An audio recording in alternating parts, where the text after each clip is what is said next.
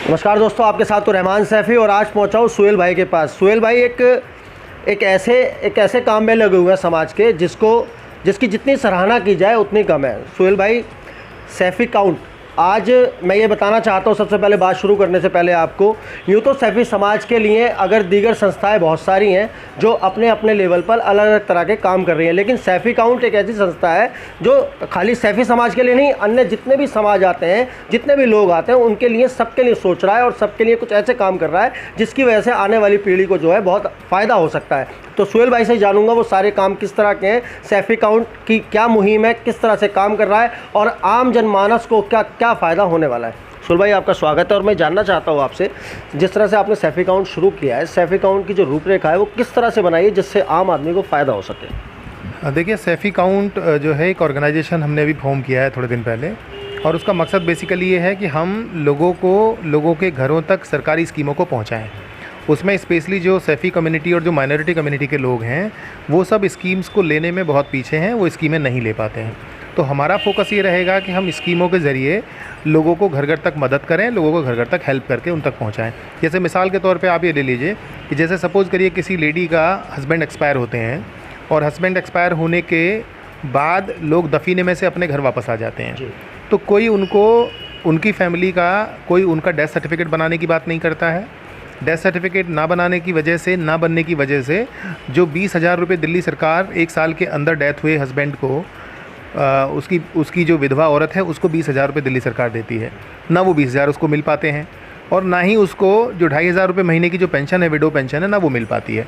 तो हमारा सैफ़ी काउंट का बेसिकली मकसद ये है, यदि ऐसी कोई अनहोनी किसी फैमिली में होती है तो हम उनके डेथ सर्टिफिकेट भी पूरा बनवाएँ, हम उनको विडो पेंशन भी दिलवाएँ, हम उनको 20,000 जो कंपेंसेशन है दिल्ली सरकार देती है हम वो भी दिलवाएं।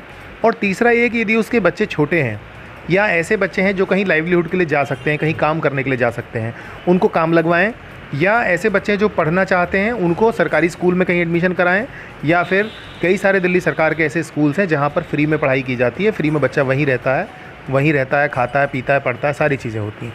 तो हम उस फैमिली का ओवरऑल डेवलपमेंट सोचने की बात कर रहे हैं।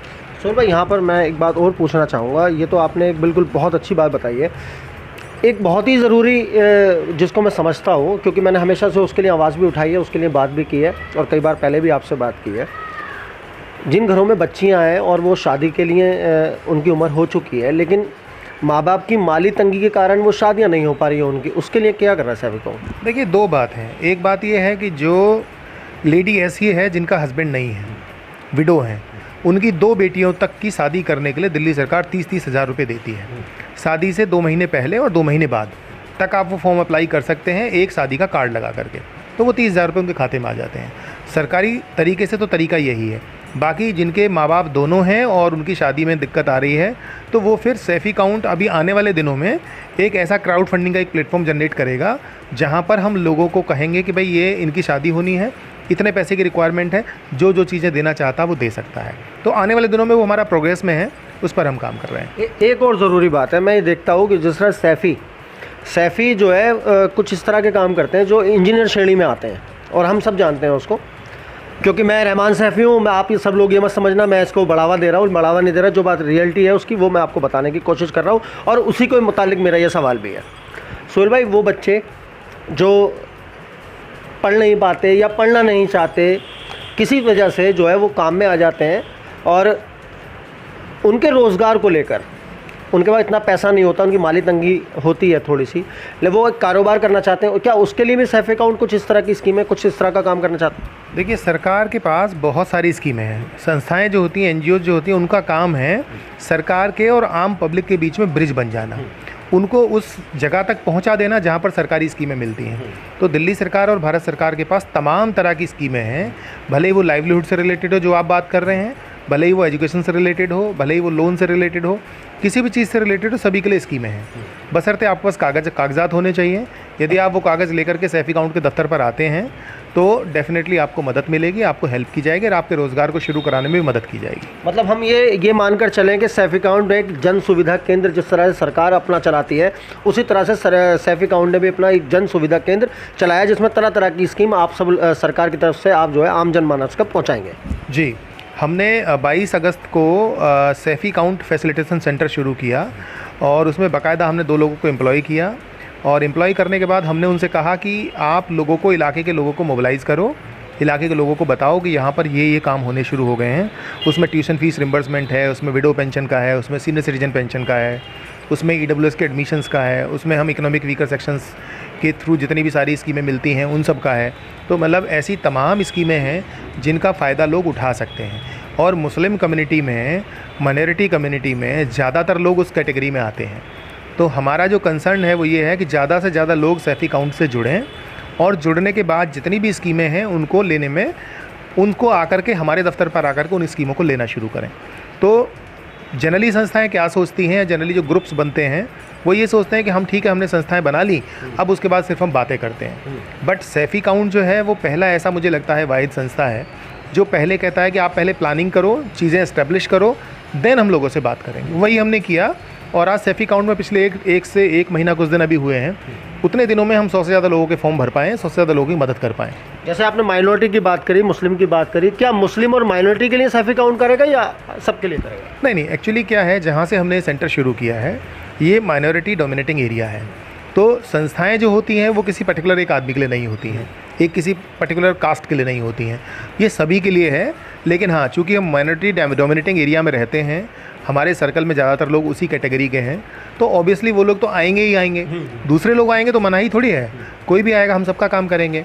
जहाँ जहाँ तक ये खबर जाएगी, जहाँ जहाँ तक आपके ज़रिए लोग जानेंगे, उनमें से कोई भी आदमी आएगा तो डेफिनेटली हम लोग हेल्प करेंगे। क्या सोहेल भाई संस्था सिर्फ दिल्ली में काम कर रही है, देश के और राज्यों में भी काम करेगी? देखिए, ये अभी सिर्फ स्टार्टिंग है और अभी हमें 8 महीने संस्था को रजिस्टर्ड कराए हुए हैं।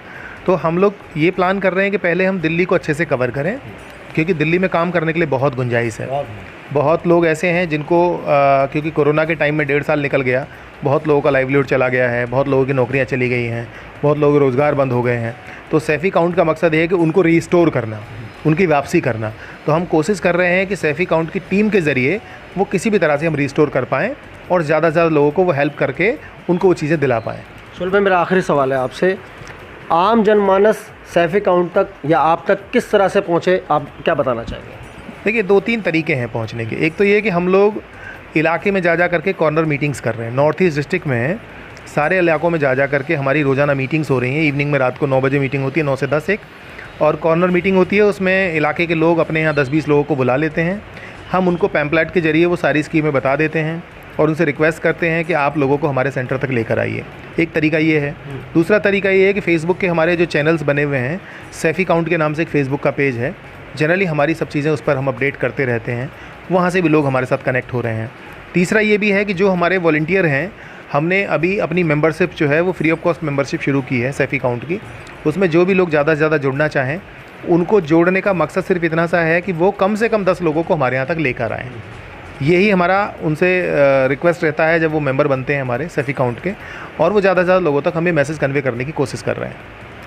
तो दोस्तों, ये हमारे साथ सोहेल सैफ़ी साहब थे और सैफ़ी काउंट की जो भी जानकारी थी वो जितनी भी हो सकती थी आप तक पहुंचाने की कोशिश की। और मैं रहमान सैफ़ी, साया न्यूज़ की तरफ से भी आप सब लोगों से अपील करता हूं, जो लोग इस प्रोग्राम को देख रहे हैं वो ज़्यादा से ज़्यादा तादाद में सैफ़ी काउंट तक जुड़े, क्योंकि ये जितनी भी स्कीम है सैफ़ी काउंट के ज़रिए जब आप तक पहुँचेंगी तो यकीनन आपके परिवार का और आपका फ़ायदा ही उसमें होगा, आपकी जो है परेशानियाँ थोड़ी सी कम हो सकती हैं। तो दोस्तों, अगले मुद्दे के साथ इसी बात को आगे बढ़ाते हुए दोबारा मुलाकात होगी। जय हिंद, जय भारत, जय संविधान।